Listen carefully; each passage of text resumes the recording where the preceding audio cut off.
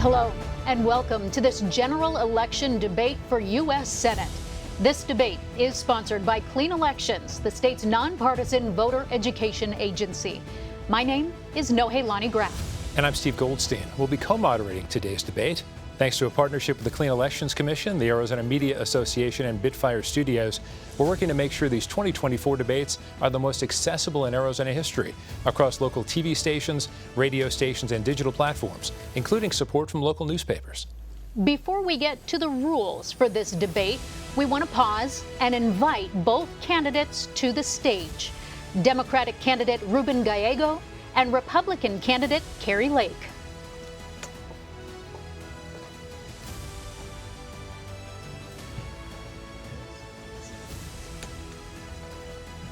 We thank you both for being here. We do want, for the benefit of voters watching or listening from home, to briefly explain the agreed upon rules for the hour ahead. Each candidate will have 2 minutes to make an opening statement and 1 minute for a closing statement. Candidates have drawn straws to determine that order. Throughout the debate, we will pose questions to each candidate, allow them to answer, and then make sure the other candidate has a chance to respond. Whenever a question is directed to a specific candidate, only that candidate's microphone will be open. At all other times, every microphone will be open. Both candidates have been invited to join this debate because they received at least 1% of the total ballots cast in the primary election. We've used this guideline for all of our general election debates in Arizona this fall. We've identified the topics that lead for voters in Arizona. We'll spend more time on those key issues, and we'll try to get to as many of the other topics as time allows. Also, no candidate has been given advance access to any of the questions. With that, let's get to the opening statements. Mr. Gallego, you have 2 minutes for your opening statement. Thank you. I'm Ruben Gallego, a husband, father, Marine combat veteran, and a proud Arizonan. I look forward to being your U.S. Senator. I was raised by a single mom on the south side of Chicago, and she raised us all on a secretary's salary. I slept on the floor so my sisters could have their own bed. And my first bedroom, and my first bed was actually my college dorm room bed. I worked every job I could find, much like many Arizonans do now, just to make sure they could help out, whether it was construction, meat packing factory, drywalling, whatever I could do, just to help a little more. I got into Harvard and also joined the Marine Corps.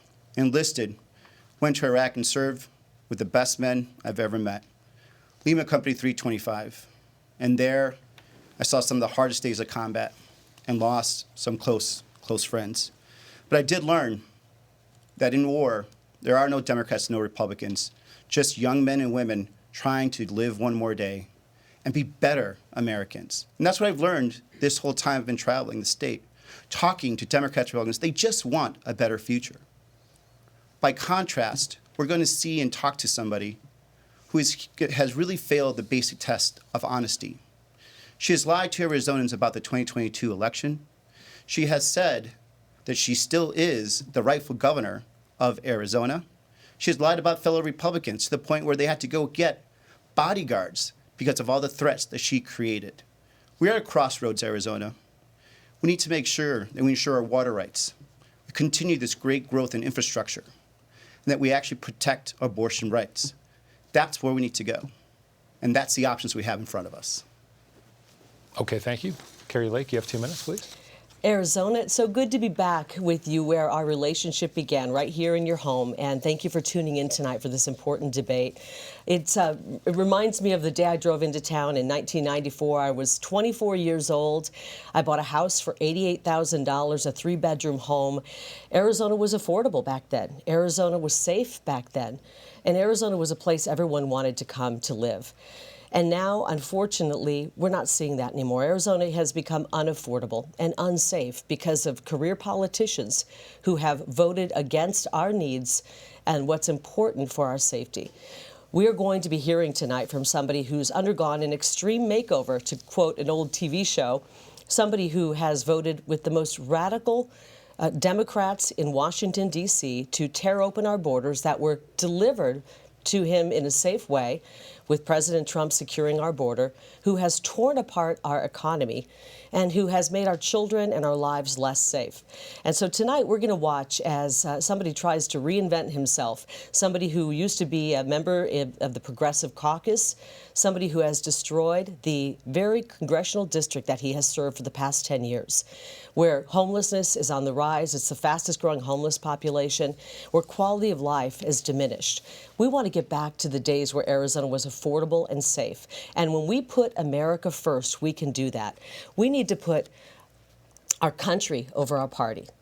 That's what we need to do, country over party, and that's what America First is all about.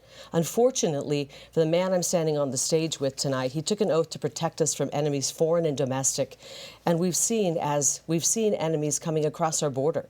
We've had 20 million people pour across our border. Our border is wide open. Murderers have come in, criminals have come in, and terrorists have come in. I want to go to Washington, D.C. and help President Trump secure the border, bring back that strong Trump economy, make it so that we can have the American dream once again for our young people who feel that they don't have access to the American dream. I'm looking forward to the debate tonight, and I thank you for tuning in. Thank you. And we are going to start with the border this evening. And as this is an intricate issue, we have separated this topic into two categories: border security and immigration reform. Mr. Gallego, you were one of the earliest and most emphatic critics of a border wall. Has your perspective changed on that? How much of a role does a border wall need to play in an overall security package? You have 2 minutes. Well, I think a border wall is important to a security package, but it also has to be coupled with technology, manpower, and then laws that come behind that. So this is why it was important that that the border security compromise bill passed, because it had a lot of those elements. And I have voted for border walls in the past, and actually hundreds of miles with the border walls, because where appropriate, with the proper manpower and staffing, it does work. What doesn't work is when you put a border wall without the manpower and without the actual laws that you need to implement behind it, because then it doesn't end up being of any use and it's just costing us more money. So this is why we focus on things such as the border security bill, right? Something that was extremely important. It was a compromise between the most conservative Republicans and Democrats to make sure that we brought some effort. This is something that the Border Patrol wanted and endorsed. It would have brought thousands of Border Patrol agents, thousands of asylum judges, thousands of ICE agents, as well as the technology that we needed at our ports of entries. And this is stuff that I heard from our Border Patrol union. I heard from the mayors that I've visited down there, our county officials, and they needed this and they wanted this. This is why it was very, very sad that Kari Lake came out and was against that bill. Even after it was carved off between the foreign policy aid and just solely standing, she was still against it. Not because there was a better option, but because she needs it. She needs this to be a border problem, because that solution would have brought a lot of the problems that we have under control. And look, from day one, I've worked in a bipartisan manner when it comes to this. One of the first things that I did when I got to Congress, I worked with Congresswoman Martha McSally, a Republican from Southern Arizona, to get veterans to join Border Patrol. Even recently, I signed on to a bill, the only Democrat signed on to a bill, Representative Crenshaw of Texas, to get more federal law enforcement, make it easier for them to actually join Border Patrol, something that has been very difficult and something that the Border Patrol agents themselves told me they wanted to be able to do. Thank you. Mrs. Lake, Can I 2 respond to minutes. that really quickly? I'm going to give you the 2 minutes, a full 2 minutes here, to talk about the border wall and can it upstand and withhold without adding extra security and billions on technology. I just jotted down Ruben's exact quote. He called it the dumb, stupid border wall. He wrote an op-ed that said why we should never build Trump's wall ever. So we're getting the extreme makeover version of Ruben tonight.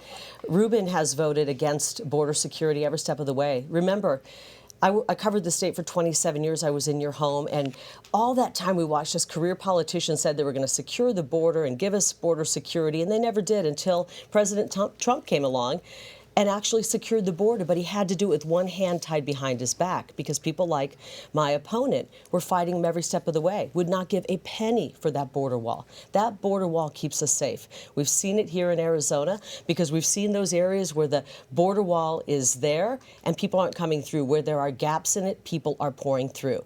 And Ruben Gallego has supported every step of the way Kamala Harris, the border czar, and Joe Biden's open border policy, which has ushered in 20 million million people illegally, including more than 400,000 convicted criminals, and they've done nothing to secure the border. The only piece of legislation that Mr. Gallego has put forth was not about border security. It was about removing the word illegal alien from anything in the federal government paperwork. He's more worried about semantics than our security. And right now, we know that we have terrorists that are coming through. We're worried about a potential terrorist attack on our home soil. We want to be able to go for a jog in the morning, like Lake and Riley did, and not have to worry about being killed, raped, and murdered. And we're not safe because of the people that have come in. Ruben Gallego has empowered the cartels. I want to finish the border wall. On day one, my first piece of legislation will be to fully fund and expedite the construction of the border wall. It's unfortunate we already paid for the construction materials to do that, but Ruben Gallego and Kamala Harris they sold that $325 million of border material for pennies on the dollar. They gave it away. We could have had that wall finished. Mrs. Lake, in addition to finishing the wall, do you add security and technology? Do you spend on that as well? Absolutely. I don't think we can do enough to secure our border. It is the most important issue facing Arizonans and facing our whole country. Every state is a border state right now because of this man's policies, this man's votes, which have been 100% open border. He sided with the cartels every step of the way and against the American people. And you and I are suffering because of it. Thank you, Mrs. Lake. Mr. Gallego, yeah, a minute to respond. Yes. And do you support open borders? Absolutely not. I do not support open borders. A country that doesn't have a border they control is not a country. I absolutely agree with that. And to say that, I've been very proud of making sure that in my time in Congress, I have voted and brought thousands of Border Patrol agents to Arizona, have voted and funded hundreds of miles of border walls where needed, where our experts wanted it. This is why I'm supportive of the border enforcement bill, the compromise bill that was supported by Border Patrol. And Kari Lake, for still no reason why she can explain it, she can't explain it why she was against that bill. Now, this is why we have more support from border mayors than she does. As a matter of fact, there's one border mayor that started with her on the campaign, met with her in front of the border wall with her campaign sign, and now is supporting us because he knows that we're not just talk, we're not just rhetoric. We're here to bring the resources to actually control the border and not just use it as a talking point, which is what Kari Lake does. Mrs. Lake, a minute to respond. He voted against President Trump's national emergency on the border. He said the border's not that big of a deal in Arizona when he was talking to people who were donating money to his campaign, and said he's not an expert on the border. We need somebody who understands the threat on the border, and I do. And President Trump does, and on day one, we're going to get busy undoing the damage caused by Kamala Harris, Joe Biden, and Ruben Gallego, who's voted with him 100% of the time. Can you imagine voting with the Kamala Harris and Joe Biden 100% of the time, especially when it comes to the border? You know, this isn't just about an open border. We've got 20 million people pouring in. They're taking jobs, they're taking housing. This is why nobody can afford housing anymore, because we're having to compete with people who've come in illegally. I am completely opposed to an open border. I am 100% for legal immigration. My mother-in-law came here legally, and all of the incredible immigrants of this country who came here legally are horrified by the votes that my opponent has taken. They're horrified by what Kamala Harris has done. And by the way, that piece of legislation, thank you for reminding me, I am not for it, and it's because it would codify into law 5,000 people every day coming in illegally. That means 5,000 people every day would be pouring across our border illegally. That law did nothing to stop child sex trafficking. 350,000 children have been trafficked across our border since Ruben Gallego and Kamala Harris opened up that border. 350,000, and they've lost track of them. Mrs. Lake, let's move to a specific question, please, on that topic. Are there any elements of that bipartisan border bill you would have supported? Actually not, because it was not done properly. Okay. Listen, here's what happens in Washington, D.C. These guys meet in back rooms. They have an idea. They say, let's put a border deal together. Let's call it the Safe Border Act, whatever they call it, because they always call it something, and it's really usually the opposite. Then they throw a bunch of other stuff in there, and they never get to it. And the problem with this piece of legislation that I had a real problem with, Steve, was that they attached it to $115 billion in foreign money, and more money, our money, Arizona's money, going overseas to kill people. And when they couldn't get this passed because there was no bipartisan support, they may have had 3 different people writing it and pushing this, but there was no bipartisan support. 3 people supporting it. The senators were not bipartisan behind it, and in the House they weren't supporting it either. And the people weren't supporting it. So what they did is they separated it out, and Ruben Gallego voted to send another $60 billion to Ukraine. And after he made that vote, he sashayed around the floor of Congress, waving a Ukrainian flag. I want to ask the veterans out there, can you ever imagine standing on the floor of Congress, standing anywhere, and waving the flag of another country? That is what this gentleman did. He sold us out. He sold us out to Ukraine. He spent $260 billion. He's voted for every penny of that, but he would not help President Trump build the border wall. Even when President Trump said to the Democrats, I want to make a deal when it comes to DACA. I want to make a deal when it comes to DACA. Let's make them citizens in exchange for helping me come up with money to build the border wall. And Ruben Gallego and the Democrats said no. They're using these DACA recipients as political pawns. I find that to be disgusting, Ruben. Why are you using them as pawns? Mr. Why Gallego, wouldn't you make a deal with President Trump? Let me have you jump in about that, specifically about the Dreamers. What's your level of support? Actually, I was What's the next step? actually in the room when I was negotiating this with General Kari, Chief of Staff of then President Trump. But we actually did agree to give the border wall for Dreamers. And then he came back and said, well, now we want to actually take and bring down more legal migration, take out green cards and everything else like that. That's actually not true. I was actually in the room, and I'm sorry. Instead of the 650,000 Let him finish his answer DACA first, please, and then we'll... President Trump tripled it. So I promise you a rebuttal, I promise you. But back to this is something that actually she has been avoiding. Why don't we just give Dreamers status? Kari Lake, this whole campaign has dodged what would happen with Dreamers. She talks about deportation, but she'll never answer if is she going to deport the Dreamers in this country, because I don't think Dreamers should be deported. Kari Lake keeps avoiding these types of very, very hard answers. And back to, let's talk about this. The bill was actually separated. So eventually, once from pressure from politicians like Kari Lake, who again just won a border problem, won the day, and a lot of Republicans walked away from a border compromise bill that did have a lot of Republican co-sponsors. They separated it out to actually have a separate bill only on the border, and Kari Lake, again, voted no. This is why she doesn't have support of so many of those border mayors. That's why we actually now have 45 Republicans, former electeds and current electeds, have now crossed over and support us, because they understand we take this serious, not just the campaign rhetoric. This was going to codify people pouring across our border. And we know, we just learned this week, that 400, roughly 35,000 people have poured across who we knew had criminal records. 50 or 60,000 of them were convicted rapists and murderers.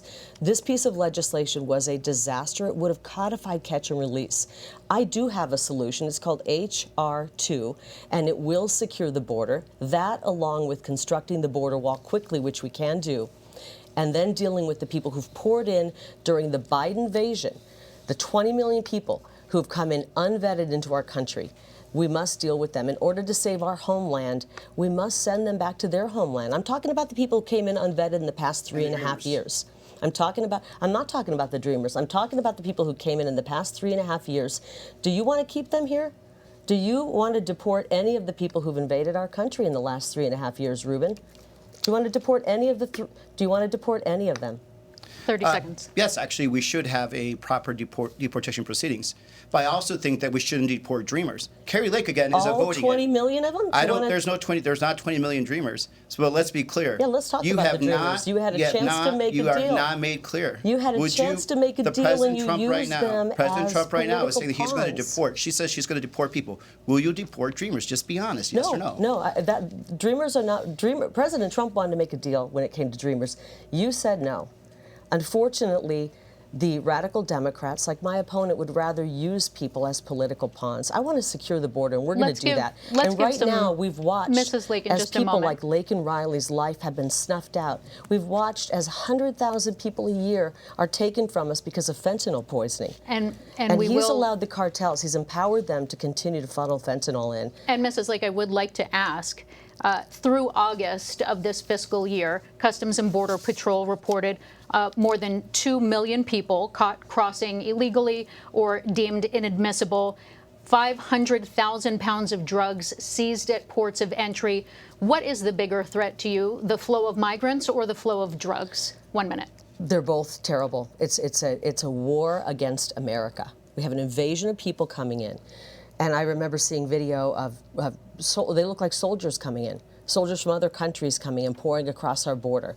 And then we have the cartels empowered by Ruben Gallego trafficking drugs into our state. We are the funnel for fentanyl. I have met so many parents and loved ones on the campaign trail who come up to me and they wait usually till the end of an event. You can spot it. There's a sorrow that you see in their face. And they come up to me at the end of an event and they say, I lost my son. He was 16 years old.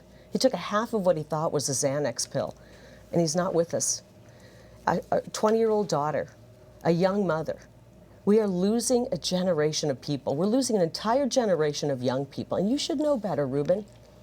You've even said this. You have admitted that you have a loved one who was a convicted felon drug trafficker, who's trafficked drugs into our country. Mr. Gallego, a minute to respond to this. I want to finish this because I feel for you. You got emotional talking about that, a close relative of yours. And for you to continue to vote to empower cartels to bring in fentanyl, which is a weapon of mass destruction, into our country, you talked about the sorrow. Mr. Gallego, 1 minute. He talked Go ahead about and the respond. sorrow he felt from having a family member who trafficked drugs and how hard it was for him. And what you're doing to families right now, Ruben, is you're making that be their reality. You're making it so moms and dads out there are losing people because of drugs. Your Mr. votes Gallego. on the border have empowered the cartels. You know, I've taken this so seriously that, you know, I was actually in support of a bill that would have brought more technology to the border, that would have actually checked all the scanners. And by the way, that was in the bill that Kari Lake also, again, stood up and said, do not pass it. Not because it wasn't a good solution, because it would have brought a political solution to an end that she needs. She needs this talking point. You know, I take this so seriously that as a member of the Armed Services Committee for the last 10 years, I actually introduced a bill into it called The Buck Stops Here, which helps us track down the sources of money that goes to fentanyl all the way from China to Mexico into the United States. So I do take this seriously. And again, this is why I have more support from elected officials and leaders in this country and in this state than she does. Border mayors that used to campaign with her are now campaigning with me because they don't think that she's serious about this. As a matter of fact, we have 45 Republicans, again, that aren't campaigning with her. And what it seems like, Donald Trump doesn't want to campaign with her anymore either. He's not allowing her pictures on any of his billboards. So this is what we're seeing right now, a candidate that could only talk but doesn't actually produce results. Well, Mr. Gallego, one of the impacts that we see that's really being felt by border towns that we heard from in the questions that were submitted by voters is that the hospitals in border towns are spending on medical care for migrants. Food banks have been impacted and continue to be stretched. That's right. And so now locals worry that there aren't enough resources left for them. So how do you rectify or regulate the financial impact for those communities, especially when we're looking at both for-profit and nonprofit organizations? 2 minutes. It's a great question, actually. I've been working for, the last 2 years, especially to make sure that we bring money to our border communities. This is money that's been asked by Yuma County, Santa Cruz County, Pima County, Cochise County. You want to put the money in the NGOs that are transporting people. We're going to give him his time. Okay, he wants to fund the NGOs that are I'll give you a transporting. response. So these communities, including these nonprofits that work with our local communities, are essential to actually making sure that the streets aren't full of men just walking around, right? And so what they do, with the help from us, through FEMA, which, by the way, she wants to cut these funds, is we made sure that these migrants aren't affecting these small towns that can't take that impact, and that our local communities, our hospitals, firefighters, law enforcement, ambulances, that they're all reimbursed. Kari Lake, she will do anything and say anything to gain power, including lying. I haven't had a vote in this. You have had a vote for 10 years, Ruben. Why haven't you voted for Mrs. Lake. Has said that In 1 minute. that we Why took haven't you money voted for from border FEMA, security, Ruben? that we took money from FEMA for a hurricane, when in fact we appropriated money specifically for those border communities because they were asked for by these mayors. And now she says we should cut that. She says we should cut that. These mayors, so I hope you'll call the mayor of Douglas, the mayor of Nogales, the mayor of Yuma, and say, hey, because I want to earn points with my friends on these right-wing talk shows, I'm going to cut your funds. Because she's lying right now. She's lying that the money that went to FEMA came from that fund. It actually is going directly to them. But of course, it doesn't matter. As long as she gets to get her talking points in and she gets to lie and get power, Arizona, especially our border communities, are the ones that are going to be hurt. Mrs. Lake, how do you rectify the financial impact for those border communities? It's 2 minutes. absolutely horrifying. Hospitals having to close down, hospitals there that aren't being paid because people coming across illegally are getting services and they're not being paid for them. And Ruben's idea is to actually funnel billions of dollars into the NGOs that are actually taking part in transporting people further into our country, not just here in Arizona. Go to the airport. Take a red eye out of Phoenix Sky Harbor. It looks like a migrant encampment because so many people are moving from Phoenix Sky Harbor to all points, all 50 states. And Gallego, Ruben Gallego has funded that. That's what he wants to do. You know, the real answer, the real solution, Arizona, is not to have to pour billions into all of this, is to shut down the border, build the border wall that he calls a dumb, stupid border wall. Build the border wall, and then, Ruben, we don't have to pour billions of dollars into the NGOs. The real solution to help these border communities so that they aren't taking a financial hit is to finally put the border wall up and get serious about border security. But Mr. Gallego would rather pour $260 billion of your hard-earned tax dollars into Ukraine to fight for their borders, not our borders.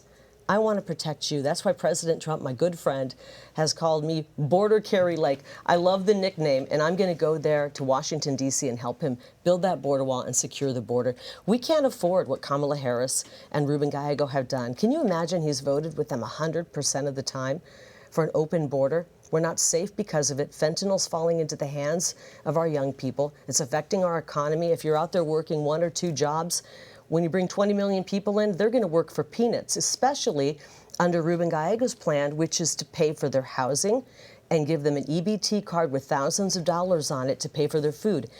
They don't have the monthly expenses to live, and so they can work for a reduced wage. It brings your wages down, and it makes all of our families have to struggle even more. And ask the police about it. Okay. They're struggling because more crime. How many of you out there know somebody, or you yourself, have been a victim of crime from these Chilean gangs, the dinnertime bandits who broke into homes and are terrorizing people here in the valley? Thank you. We're going to dramatically change. I'll give you 30 seconds and we'll dramatically change topics. Just 30 seconds. 30 seconds. Well, number one, there's been no hospital that's shut down.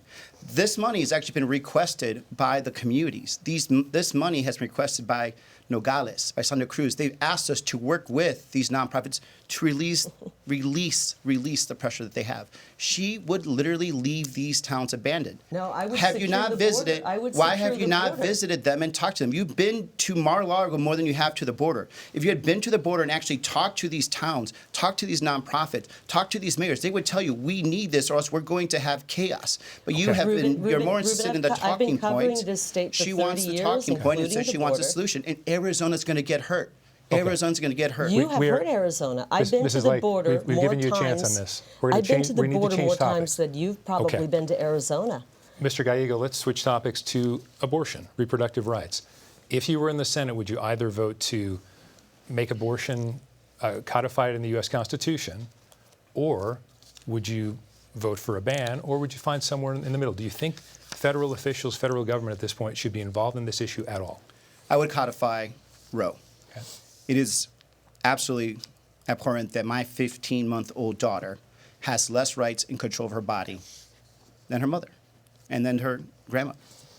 The fact that we have women that are now going to sepsis just so they could get a life-saving abortion.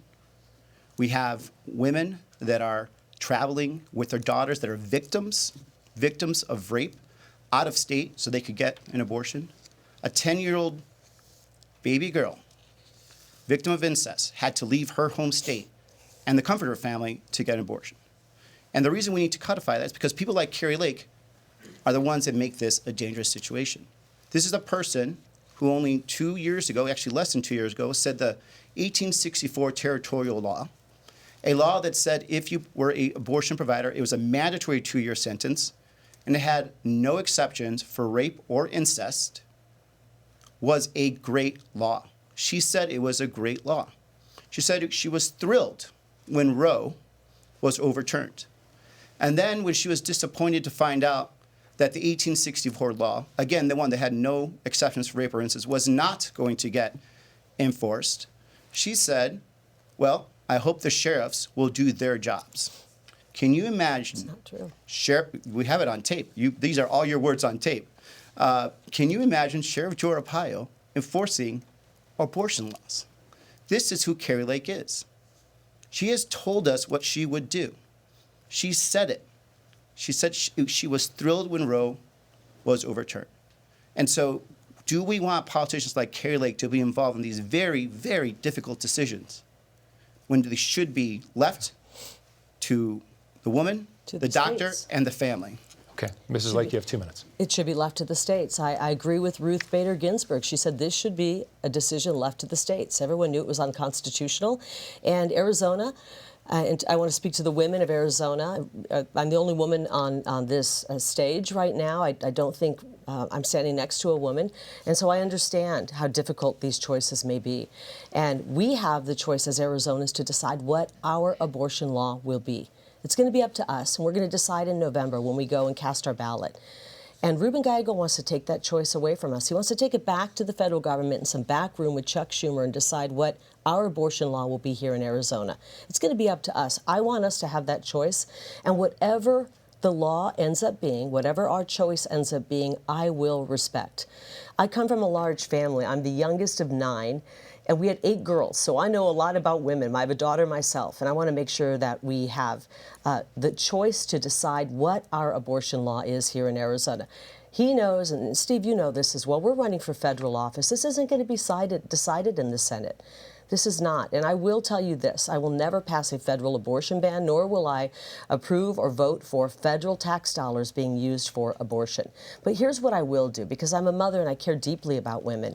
And because things have gotten so desperate in this country, more and more people are choosing to have an abortion because they can't afford to live, let alone take care of a baby. I don't want any woman out there to make that choice because she can't afford to live because of the votes that people like Ruben Gallego have made that have made our economy practically collapse. It's on life support right now. So I want to go to the U.S. Senate and pass the most pro-family legislation. I want to make sure that UVF is protected. I have many friends who are here. They're my friends today because of UVF. And I have many of my friends who have had children and experienced the joy of motherhood and parenthood because of UVF. This is sad because Ruben Gallego doesn't really care about women's rights. When it comes to our women, our girls who are athletes, he wants us to have to compete against men, biological men. To follow up, you said that you would not support a federal ban. Do you stand by that if Proposition 139 here in Arizona that would override our state ban, would you still not pursue a federal ban? First of all, we don't have a state ban. We have a 15-week abortion law that was passed by both Democrats and Republicans, signed into law by both Hobbs and Governor Ducey. And so we don't have an abortion ban. But I will not pass a federal abortion ban in the United States Senate.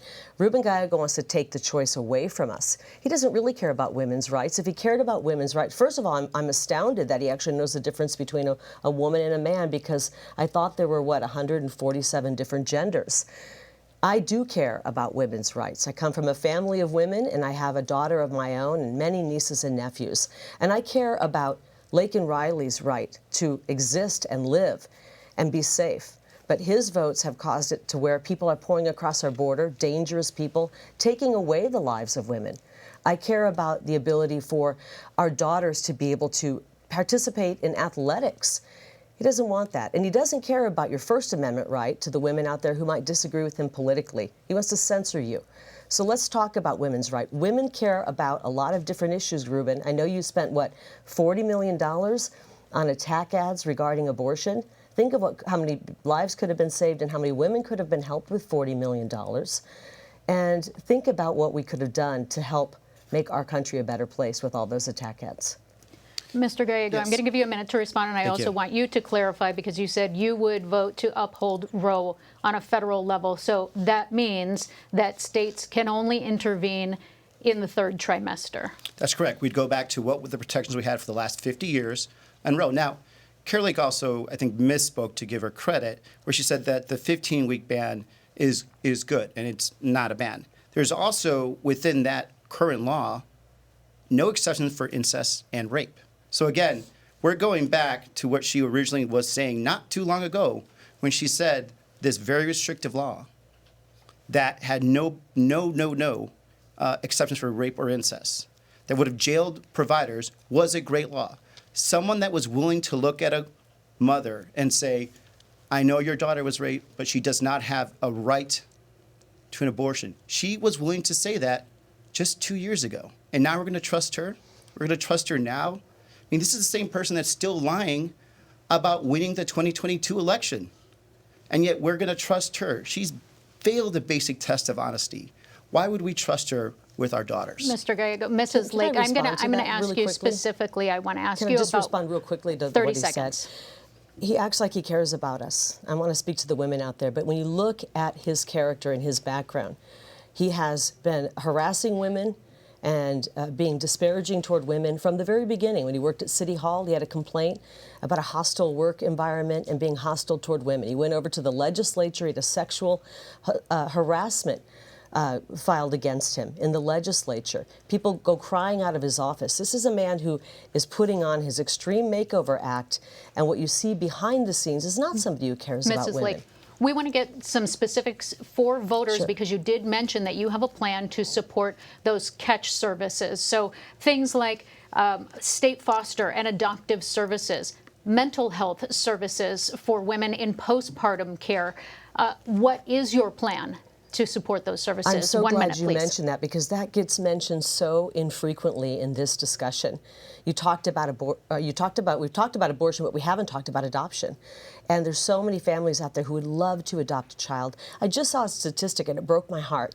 It said that 60% of women who have an abortion would have chosen not to have one if they knew there was financial help out there or emotional help. And so if we are just offering a little bit of help to women, they will choose to have that baby. And so I want to make sure that those choices are out there. And a lot of these you mentioned are state programs, so that would be done at the state level. But anything we can do in the federal government to assist in that, we need bigger families. We need families out there. Our birth rate is dropping to a precipitous level, actually dangerous. And we can't just import new populations. We want to have families growing. And so I want to make sure we've got child tax credit, we have support. You know, I just believe deeply in how beautiful and wonderful families are, coming from a big family myself. Thank you. We didn't have much, but we had love, and a big family is a really special thing. So I want to make sure that women have Lake. that And ability. Mr. Gallego, 1 minute. Would you try to work in something on a federal level to provide better services for families who are trying to afford their children, and if any of the stricter state abortion bans are upheld? Well, certainly we 1 should minute. make sure we continue with some of the great work we did with the child tax credit. That brought childhood poverty down by 60%, which, by the way, Kari Lake was against when the bill was on the floor. We should also move into child care. Right now, child care is more expensive than sending your kid to ASU. So these are the things that we should be doing as often as we can to make sure that we're making, every day a little better. I'd like to do also just to point out that there was just a lot of personal hits that were just thrown there, and we won't go through every lie, but I would actually be interested in doing that because I'm curious why you have the an intern fired. the current Why did state you have an intern representative fired? The state representative she actually complained about being harassed. that she is talking about actually sent her an email asking her to stop because what she claims happened did not happen. We're actually friends, and she's supporting us. She's supporting this campaign. Number two, this is a trend you're going to see with Kari Lake. Whenever she doesn't have an answer, she just goes for a personal attack because she has no good answer on abortion. She will ban abortions. She was willing to tell a mom that your daughter cannot have an abortion even if she was raped just 2 years ago. We're going to move on. We're going to move on to the economy because both of you have a lot of things to say about that. Mrs. Lake, I want to ask you a very specific question. And I want to get some ideas from you because there are a lot of people who are in the state of Arizona who, regardless of the stock market going up or unemployment being low, they're wondering, they're struggling right now. They have to work two jobs. They're not sure what to do. But what does a living wage look like to you? And how, as a senator, would you help people in Arizona get to a point where they could afford housing? They don't feel like they're up against the wall every month. I'm so glad you're asking these questions because this is the #1 issue for Arizonans. There's so many big problems right now, but people are struggling. I was talking to a woman in the West Valley, and she'll remember the conversation we had. She talked about how she volunteers, and she's volunteered for decades at the food bank, even giving food, volunteering her time. And she said, for the first time in my life, I've had to go to that food bank and ask for help because I don't have enough money to get through the end of the week. And so we have to do something. And it starts with bringing down the cost of everything. The cost of everything. We have been affected most, especially in Ruben Gallego's district, with inflation. Housing prices are on the rise. They've gone up 35%. I talked about when I first moved here and bought a house, a 3-bedroom house for $88,000. It's not affordable. And it goes right back to the American Rescue Act, the American Rescue Plan, which was anything but a rescue. It actually sent us spiraling and put our economy on life support. Obama and Obama's Treasury Secretary warned Ruben Gallego and the Democrats, do not sign this piece of legislation into law or it will send inflation skyrocketing up. That's exactly what they did. They did not heed the warning. They signed it into law, and that's why the price of everything has gone up. The price of eggs up over 100%. The average monthly mortgage payment has gone up 105% here in Arizona. And we have 3 cities that actually have the highest jump in rent payments every single month, and that's Tucson, Mesa, and Phoenix. So one of the things I want to do is secure the border. When you have 20 million people and we're competing for goods and services with people, it's a basic supply and demand. But we also have to work to bring down the cost of everything, and we have to make sure that we're not printing money and bringing inflation up. There's only one entity that can create inflation. That is the government. They have pushed for more spending, more spending, more spending, and that means more printing of money. And that's why your dollar is only worth 75 cents today.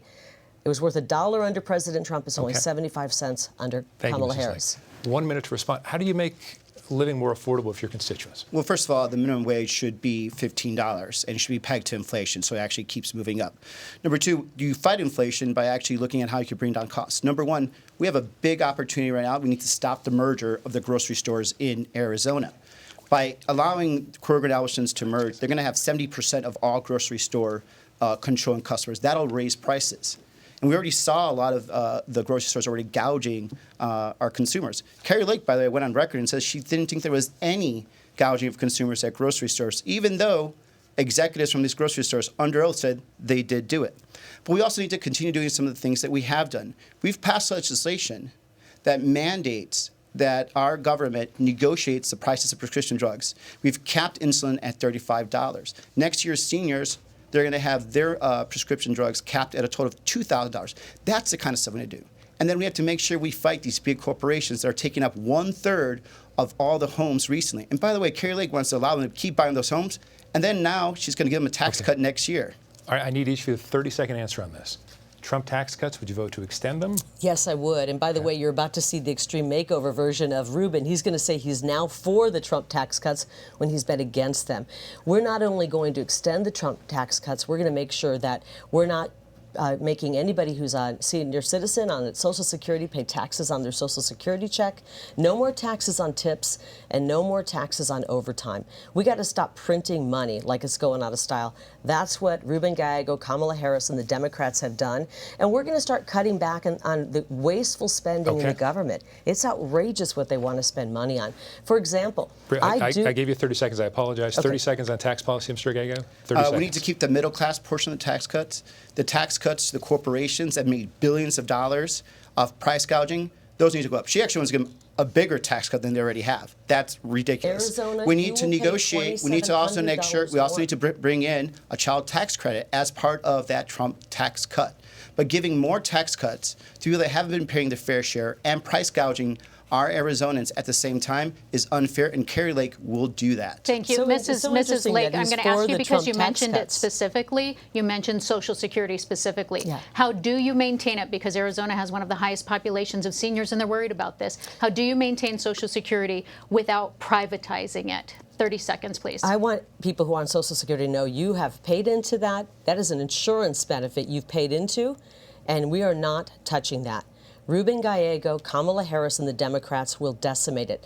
They want to make it so you can't, the age that you have to be to qualify to get your Social Security, they want to raise that, and they also want to take Medicare. He promised he wouldn't touch Medicare. They wouldn't raise or ruin Medicare and touch it, and they have. He wants Medicare for all, which really means Medicaid for all, and that will be a disaster for Arizona families. I have to mention the prescription drug prices. He touts that he brought that down. His vote in the Inflation Reduction Act actually caused medications to go up for people on Part Thank D. you.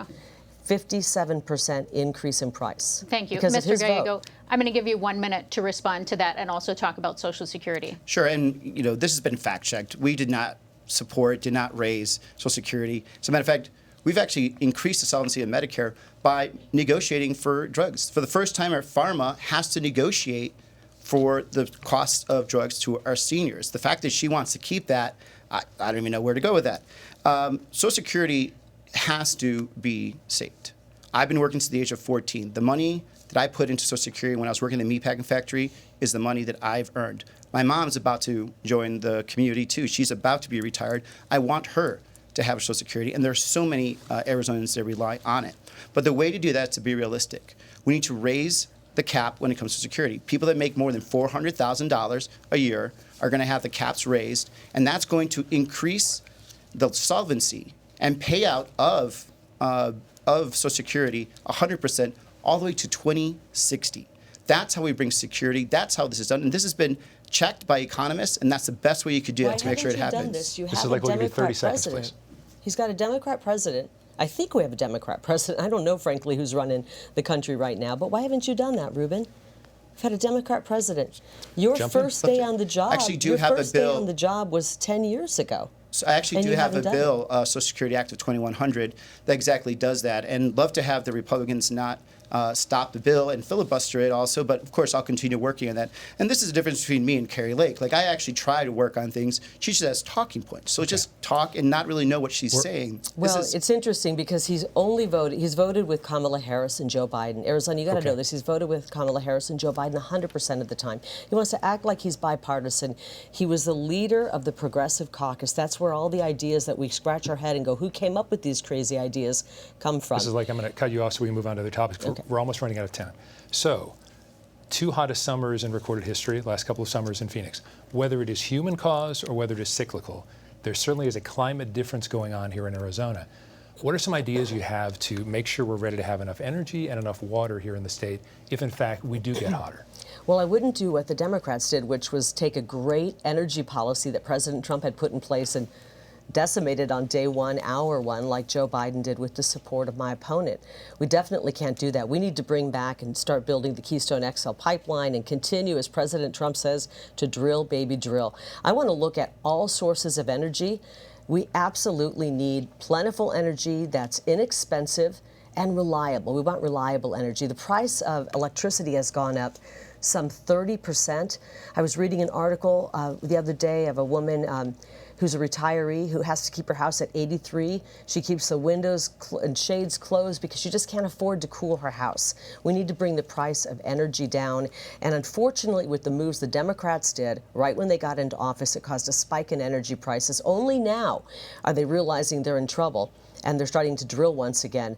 But the Democrats want us to be reliant on foreign energy.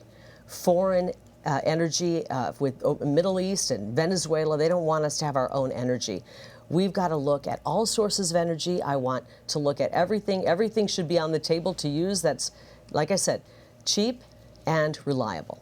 Mr. Gallego, we'll give you 2 minutes to respond to that. Environment plus energy. Well, look, we have to first accept that climate change is happening. And so we prepare by that by actually having a very resilient grid. We need to bring in more baseload energy, and that's going to have to be nuclear. That's the quickest thing we could do to make sure that we could continue the growth that we have in Arizona with the manufacturing and residential to make sure that we can meet that. Number 2, she didn't bring up water. This is Arizona. She should have brought up water. But we need to make sure that we're making water investments to deal with the drought that is caused by climate change. So that means we need to make sure that we have more water reclamation projects. We're going to have more transference projects. We're going to have to cover our canals to stop evaporation. In the 2026 negotiations that are coming up, we're probably going to have to cut about 760 acre-feet of water, which is going to be very dangerous to some of our farmers. Are going to be shut off from that. So these are the real things that she should be doing. But she's in denial about climate change. Well, but we should not be surprised by that. She's still in denial about the 2022 election. And now I give you 1 minute. You have 1 minute. Will you finally tell the people of Arizona, did you win or lose that election? Can I talk about water really quickly? Because I'm going to give you 30 seconds to water. respond, and please talk about water. Are 30 we going to seconds, also talk please. about water separately? We're running out of time, so okay, 30 seconds. Let's talk about water. He's had 10 years in Congress. He's done nothing. I've lived here for 30 years, and I've watched as politicians continue to say we have a water crisis. We are in the West, and we need to look at long-term solutions. I'm not talking about fighting over a drop of water. We can conserve, but we can't conserve our way out of this crisis. Otherwise, we'll end up giving the short end of the stick to our ag community and our ranchers, and we'll have a food crisis before we have a water crisis. I want to go to Washington, D.C. and work on true solutions, piping in fresh water, desalination, but finally, for once and for all, bringing in new sources of water to the West. The West is growing. We don't want to be scrounging over water. We want to have plentiful water sources, and I'm going to do it. I'm sick of watching politicians like Ruben do nothing. Mrs. Lake, before we run out of time, and we do want to get to this last topic as well, as Mr. Gallego has brought up, you have both made your stance on previous elections clear, but we want to know, public perception is, at least in Arizona, that something seems to go wrong every time. So what specifically can be supported in the Senate to restore faith and confidence regardless of who wins or loses in elections? You know, we've had problems across the country since 2000. One year the Democrats are mad, the next year the Republicans are. We've got problems with our elections, and there's no doubt about it. The people of Arizona have been burned. They're tired of hearing about hiccups and loopholes and problems that happen on Election Day. We just want to make sure that our legal vote counts. My opponent wants illegal votes to count. He actually voted twice to have illegals vote. He voted against the SAVE Act, which would prevent illegals from voting.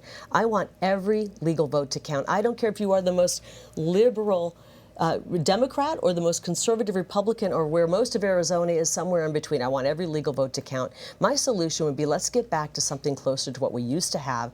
Election day, paper ballots, and we know the results right there on the night of the election. But we definitely can't have people pouring across our country illegally voting.